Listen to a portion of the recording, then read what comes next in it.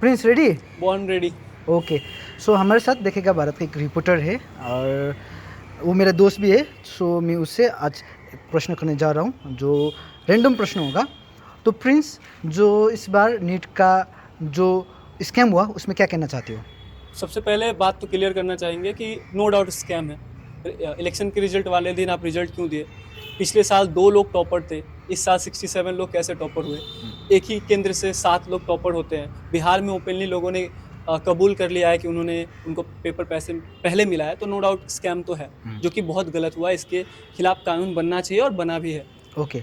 इस हफ्ते का टॉप 3 न्यूज़ क्या क्या है, तब बताओ। इस हफ्ते का टॉप 3 न्यूज़ अगर मैं बोलूँ तो सबसे पहले जो ट्रेन एक्सीडेंट था, मैं इसको सबसे ऊपर इसलिए रखता हूँ कि इसमें हमारे देश की क्षति हुई है, हमारे लोग मरे हैं, पहली बात।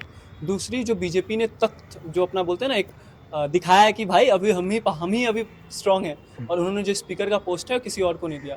तीसरा अगर मैं कुछ बोलूँ तो कि जो इस मतलब हफ्ते की जो सबसे बड़ी न्यूज़ है, तो आई वुड से कि प्रियंका गांधी वाड्रा जो ऑफिशियली सक्रिय राजनीति में आ रही है। तो या तो अभी कांग्रेस ने इस साल अच्छा प्रदर्शन किया, तो तुम क्या लगता है कि नेक्स्ट लोकसभा चुनाव के लिए कांग्रेस का प्लान क्या रहेगा?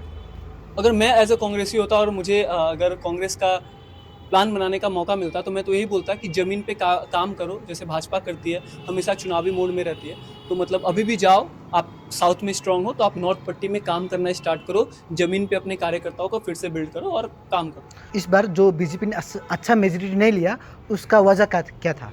बड़बोलापन, ओवर कॉन्फिडेंस, आरएसएस का सपोर्ट ना लेना, और कैंडिडेट को टिकट बंटवारे में बहुत ज़्यादा इस बार प्रॉब्लम हुआ है। आप यूपी जैसी राज्य में इतनी सीटें नहीं हार सकते, और राम मंदिर बनाने के बाद भी इ- आपको, और आरक्षण के मुद्दे पर आप बैकफुट पे थे। हालांकि आपने कोई भी गलत बयान नहीं दिया था, और विपक्षी दलों ने आपको ओवर प्ले किया, और अब की बार 400 पार का नारा उल्टा पड़ गया। इलेक्शन के टाइम भारत में डिक्टेटरशिप वो चल रहा था, तो तुमको क्या लगता है सच में डिक्टेटरशिप था या वो शुरुआत था या नहीं था?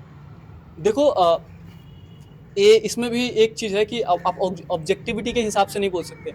नो डाउट भारत जैसे देश में डिक्टेटरशिप होना बहुत मुश्किल है, तो डिक्टेटरशिप नहीं है। लेकिन हाँ, कुछ ऐसे स्टेप्स लिए जा रहे हैं मौजूदा गवर्नमेंट के से, जो दर्शाते हैं कि हम उस ओर एक कदम रख चुके हैं। मुख्य विपक्षी दल कांग्रेस का अकाउंट सीज कर देना, 2 राज्यों के मुख्यमंत्रियों को जेल में डाल देना, और उन्हीं पे कार्रवाई करना जो कि विपक्षी दल में है, और वही नेता जब आपके दल में आ जाते हैं तो उन पे सारे केस हट जाते हैं। प्रफुल्ल पटेल उनका एग्जाम्पल है, हेमंता विश्व शर्मा उसकी एग्जाम्पल है।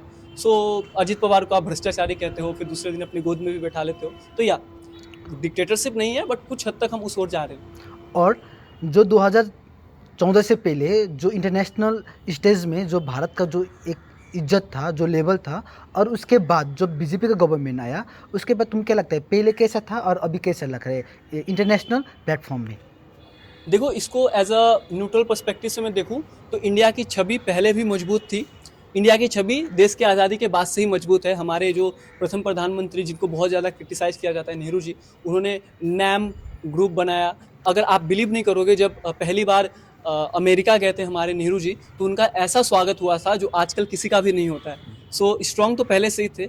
हाँ, अभी मीडिया का पावर बहुत ज़्यादा है और इंटरनेट आ गया है, तो ऐसा बढ़ा चढ़ा कर दिखाया जाता है कि भारत बहुत ज़्यादा स्ट्रांग हुआ है। हाँ, पहले की तुलना में बहुत सारे विषयों पर हम अच्छे हुए हैं, नो डाउट। और लेकिन इसके लिए अपने आप को ज़्यादा ही कुछ बोलना वो नहीं है। अगर आप नॉर्मल दूसरी गवर्नमेंट भी होती तो हमारी स्थिति और स्ट्रांग होती, क्योंकि भारत एक बहुत बड़ा ग्लोबल बाजार है। अगर किसी को भी सामान बेचना है तो भारत को टारगेट करेगा ही। दूसरा, हमारे यहाँ बहुत ज़्यादा टैलेंट है, तो भारतीयों की वजह से भारत का नाम हुआ है, किसी पर्टिकुलर पार्टी या नेता की वजह से नहीं। हाँ, एक चीज़ क्लियर करना चाहूँगा, हमारे प्रधानमंत्री बहुत स्ट्रांग एक राजनेता है। पॉपुलैरिटी के मामले में कुछ डिसीजन से उनकी मैं डिसएग्री करता हूँ। अगर तुम बीजेपी को हिंदुत्व से जोड़ती हो तो कांग्रेस को किस धर्म से तुम जोड़ना चाहोगे? देखो, हिंदुत्व का पूरा डेफिनेशन के लिए एक अलग सा हमको लंबा वीडियो बनाना पड़ेगा, क्योंकि हिंदुत्व और हिंदुत्व कुछ मतलब हिंदुत्व को इतनी आसानी से आप मतलब बोलते हैं ना कि आप डिस्क्राइब नहीं कर सकते। No doubt pro Hindu party तो है बीजेपी, और वो ऐसा बोलती है कि इतने सालों से जो माइनॉरिटी है उनको ज़्यादा हक दिया गया। कुछ मामलों में सच भी है, लेकिन आप ये कह देते हो कि हिंदू खतरे में है, तो जब दूसरी सरकार इतने 60-60 साल तक रही तब हिंदू खतरे में नहीं था। और आप जब देश के हिंदू हृदय सम्राट प्रधानमंत्री जी है, योगी आदित्यनाथ जी है, तो फिर हिंदू कैसे खतरे में है? सो एक दिमाग को घुमाने वाला मुद्दा है। जब भी इलेक्शन आता है पश्चिम बंगाल में थोड़ा दंगा फसाद ऐसा होने का ज़्यादा मेन स्ट्रीम मीडिया पे भी चलता है। तो इस बार लोकसभा इलेक्शन था और इस जो पंचायती इलेक्शन था और विधानसभा इलेक्शन था, क्या सच में पश्चिम बंगाल में लड़ाई जो झगड़ा वो होता है? नो डाउट होता है, लोग मरे हैं, बहुत सारे कार्यकर्ता मारे गए हैं, नो डाउट। लेकिन मैं यहाँ पे स्पेसिफिकली किसी पार्टी का नाम और किसी पार्टी को टारगेट नहीं कर सकते आपकी, क्योंकि दोनों तरफ से हुई है। हाँ, यहाँ पे जो बीजेपी के बहुत सारे जो कार्यकर्ता है वो मारे गए हैं और ये सच बात है। लेकिन हिंसा लेकिन एक कठोर सत्य ये भी है कि मैं किसी पार्टी को फेवर नहीं कर रहा हूँ कि उस हिंसा को बहुत ही ज़्यादा हाईलाइट भी किया गया है। तो नो डाउट जो हुआ है वो बहुत ही ज़्यादा गलत हुआ है, और इससे आप और ज़्यादा आप इसको फैलाओगे तो हेट्रेड फैलेगा।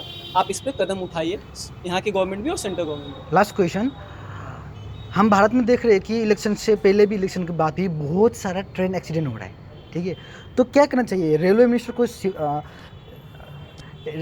सिफारिश देना चाहिए या और रेलवे हादसों को कम करने के लिए क्या कदम उठाना चाहिए? अगर मैं पर्सनली मुझसे पूछोगे तो नो डाउट रेलवे के जो मिनिस्टर है अश्विनी वैष्णव, उनको इस्तीफा देना चाहिए। 1 साल पहले ही कोरोमंडल जो एक्सीडेंट हुआ था, जलपाईगुड़ी में जो एक्सीडेंट हुआ, यहाँ पे मैं एक बात और बोलना चाहूँगा, मैं थोड़ा लंबा लूँगा इसको, कि हर बार अगर कुछ एक्सीडेंट होता है ना तो लोको पायलट को बलि का बकरा बना दिया जाता है। जब कोरोमंडल एक्सीडेंट हुआ था तो उस पर ड्राइवर पे आरोप लग रहा था कि को पायलट और जो सहायक ड्राइवर थे वो लोग क्या कर रहे थे, क्रिकेट मैच देख रहे थे ट्रेन चलाते हुए। लेकिन जांच में पता चला कि उन दोनों ने 2 घंटा पहले ही अपना जो फ़ोन है वो ऑफ कर दिया था।